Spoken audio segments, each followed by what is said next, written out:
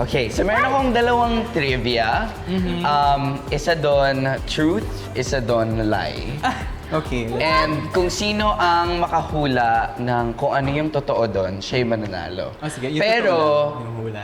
so babasahin ko yung dalawang trivia, tapos paunahan kayo mamili kung ano yung truth doon para sa inyo. So kung sino yung mauna doon sa isang trivia, sa'yo na yon, and wala nang choice yung isa, sa'yo na yung isa.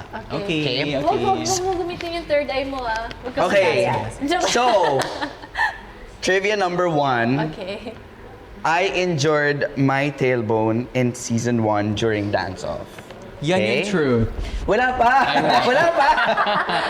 Wala pa! Okay. Tailbone. Trivia number 2. After performance, muntik na kami mag-away ni Glyza. Trivia number 1, truth. Okay, this is Wala na, yours. okay. This is Sige. yours. Okay, ito pala. Ang mananalo, siya ang gagawa ng punishment para dun sa matatalo. May punishment. Correct. Correct. So, ang matatalo may punishment, okay?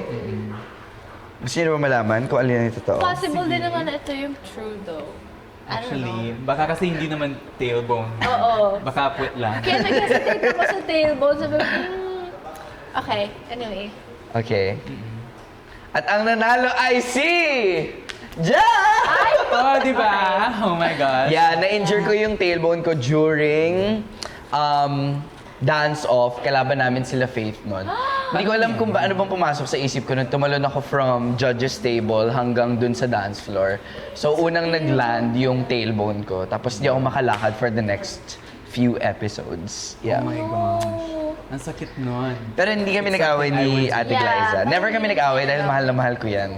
Love. Feel ko ganun din kami ni Shan. Correct. We're the best of Huwag kayo friends. mag-away. Yes, the best of the Correct. best of the best. Patayin niyo silang lahat. Correct. Yun ang goal. Talunin niyo sila! Yes, thank you so much for that. That's the goal.